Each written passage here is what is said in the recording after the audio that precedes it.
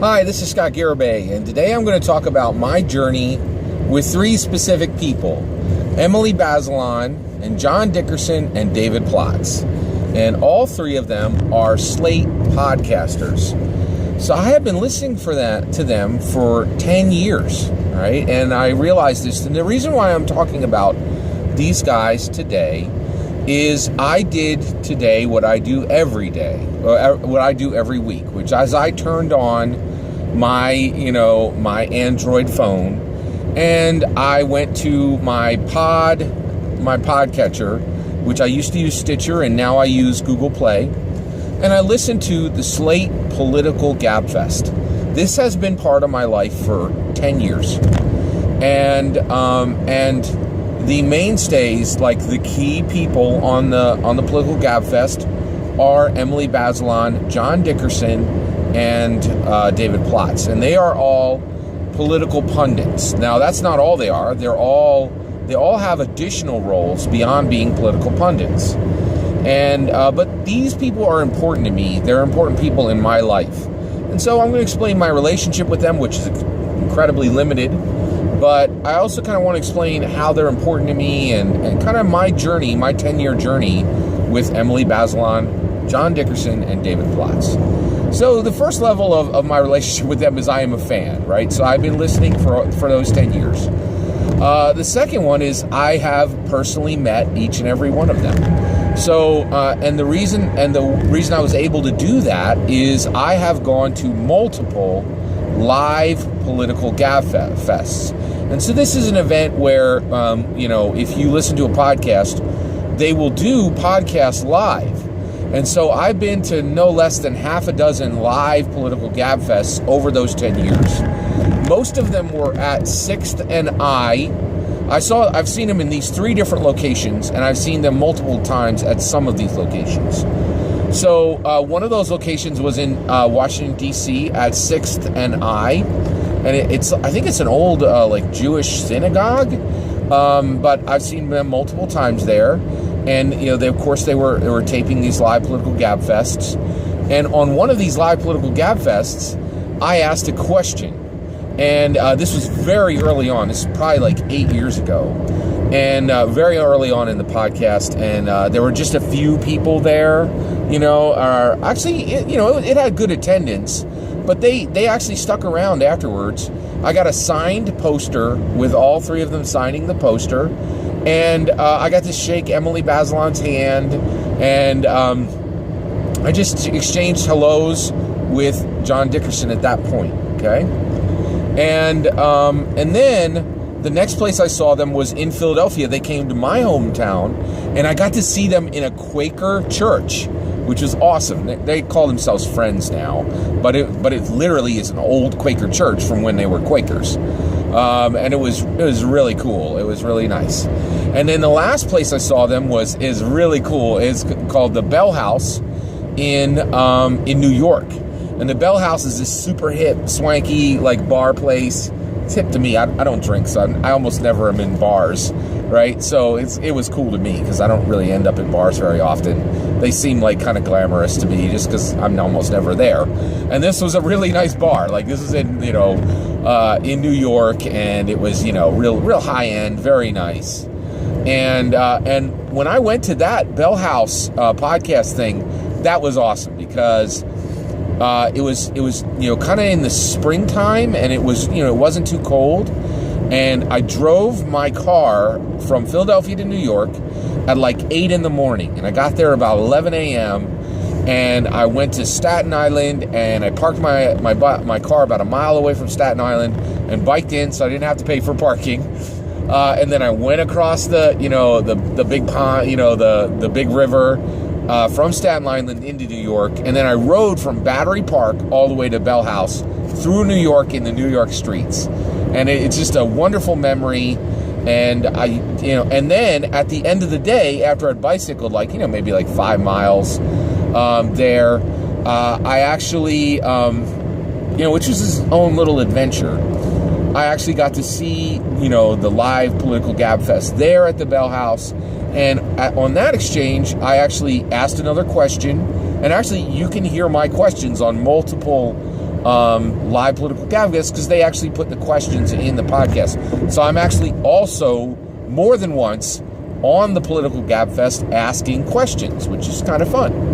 And then so I had this adventure to the Bell House, and I actually got to talk to David Plotz, and I just said, hey, I'm a big fan. Got to shake his hand, and I remember he kind of reached down, from the stage and shook my hand. And he had a huge beard, like he had this really crazy beard, which is kind of funny. And he's really tall. I remember, he's much taller than you expect. Because it's strange, like when you hear somebody's voice for an hour every single week for 10 years, it's kind of interesting. And then, when you get to see them every 2 or 3 years because you're seeing them live, you literally see how they change. And it's just really cool, meeting someone who you hear every week, but you don't interact with them every week. So Emily Bazelon, John Dickerson, and David Plotz are just wonderful. Really nice people, and I've just gotten so much out of listening to them on the Slate Political Gabfest, right? So I do want to just talk about what the Slate Political Gabfest is. So it's a politics podcast that is once a week, and they go and then through that week they talk about everything that happened in politics that week, and they have a wonderful structure, and they are 3 really wonderful commentators, super smart. It's really cool to listen to them, and it lets me in the know. Like I know, what's happening in the election, where each candidate is, when people are vying for the presidency. I know a lot about the Supreme Court justices, because I listen to them. Emily Bazelon is an ex-lawyer. I think she still may be a lawyer. Mostly she writes now, right? And it's just fantastic. It's really, really special. I really enjoy just listening to them and interacting with them, and it's fantastic. It's really, really cool. So it's really fun. And so I was just really enjoying, and the reason why I'm talking about him today is John Dickerson last week interviewed President Trump, and then it made national news when he pressed President Trump on a difficult question. President Trump dismissed him out of his office, right? And I was like, wow, that's a national, this is a guy who's in the national news, who I have met and I have spoken with and I've asked multiple questions to, and who I've listened to on podcasts for 10 years. And I've seen him go from being a key Slate contributor up to being, the host of Face the Nation and a national level journalist who is asking print journalist. Actually, he's a television journalist now. And he's asking questions of President Trump. And I'll tell you right now, if you had asked me 10 years ago if I thought that a guy I was listening to on a podcast was going to be talking to President Trump, wow, was going to be questioning President Trump, I would have never said yes to that. I didn't expect that. But that's another thing I wanted to talk about with Emily Bazelon and David Plotz and John Dickerson. They have been an incredible source of inspiration to me because I have seen them each go from being podcast commentators to incredible people who have achieved amazing things, right? Now, what did Emily Bazelon achieve, and what did David Plotz achieve? Okay, Emily Bazelon is now a writer for the New York Times. Pretty sure it's one of the major New York writer outlets, and so she is writing for a major print outlet from New York right now, and has continued her career specifically as a writer. Writing is important to her, right? Even though she's always been a podcast commentator. The other thing is she's really kind of left the law behind. She's really good at leveraging her ex-lawyer status to bring really insightful commentary on the law, right? And so, which is really excellent. I thought it's really, really quite fascinating. So it was really a fantastic, I really enjoyed it. Enjoyed meeting each one of them, and I've really been inspired with how Emily has upped her game and moved from Slate to a new print outlet, which is more prestigious and continuing to press into the things she cares about.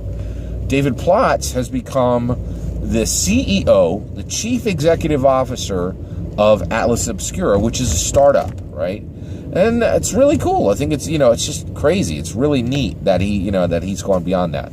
Another thing that David Plotz did, he did this before he started the podcast, but he has continued to be married to Hannah Rosen, right? And and the reason why I call this out is, I'm blessed to have been married for 25 years, but I have many friends who have girlfriends and wives, and they don't stay together, even if they have children. And it can be sad to see. So, I take solace, and I'm inspired by guys who do everything they can to retain their marriages and their relationships. And him and Hannah Rosen have continued to have a strong relationship. And it's just comforting to me each week to hear him talk about his wife, and their marriage is still strong. And also, I really am a huge fan of Hannah Rosen. She wrote The End of Men, which I think is an incredibly important book. It really brings forward some really major points that everybody should be aware of on what is happening to men in modern society. It's a really fascinating book. If you haven't read it, read it. So Hannah Rosen is just, a brilliant lady, and it's exciting to see the marriage of these two intellectuals continuing to persevere, and the way they sharpen each other, and it's just exciting, right? So I've really been inspired by David Plotz and Emily Bazelon and John Dickerson. I'm so proud of their arc, and what they've inspired me to do is, I'm in information technology, and I specifically work in software testing. And I'm gonna test, and actually I do more than testing, actually pretty high level when it comes to software testing. And I don't want to take 5 minutes to explain to you guys what I do, but one of the things I realized a while ago is I realized that all the action in IT is really now in the development space, and that testing is really starting to take a back door to development, right? Which made me sad, and I really was sad to realize that, if I really wanted to do something in my career, and if I wanted to move forward, and if I wanted to play with the big dogs, I really needed to move over to development. And so, just seeing the career arcs of Emily Bazelon and David Plotz and John Dickerson, they inspired me to try to be a developer, and I'm still on that road today. And I've actually had some successes lately, right? So one of the things I've done is I've learned JavaScript. I'm now a JavaScript amateur coder. I don't code and I don't develop professionally yet. But every single month I'm at work, I'm saying, hey, I'd like to move over into automation, and then I would like to become a developer. And the reason why I'm moving over to automation is right now, I oversee a lot of software testing that is globally distributed with large teams and things like that. And I have a body of expertise that deals with software testing at the multiple product level and at the iterative cycle levels. But I really want to move over into development. And recently I've been able to move into automation, and I have an integrated developer environment on my desktop at work. And I've been successfully running automation scripts, which you have to write code to do that. And so, because of Emily Bazelon and John Dickerson and David Plotz, I've been inspired to do more professionally. And so all three of them are really inspirational to me.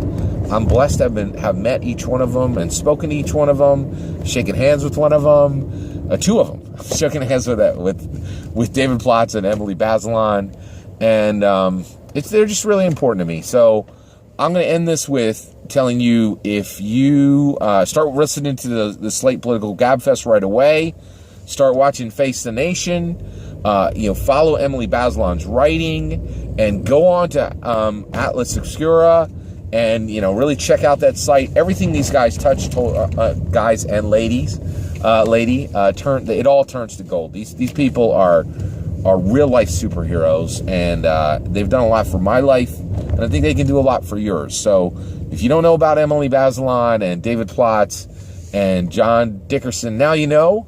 Go out and check them out. And if you're blessed like me to be longtime fans of them, shout out to you, fist bump to you, and to Emily Bazelon and John Dickerson and David Plotz. Thank you guys for 10 years of amazing podcasting and for just being awesome, wonderful people. Take care.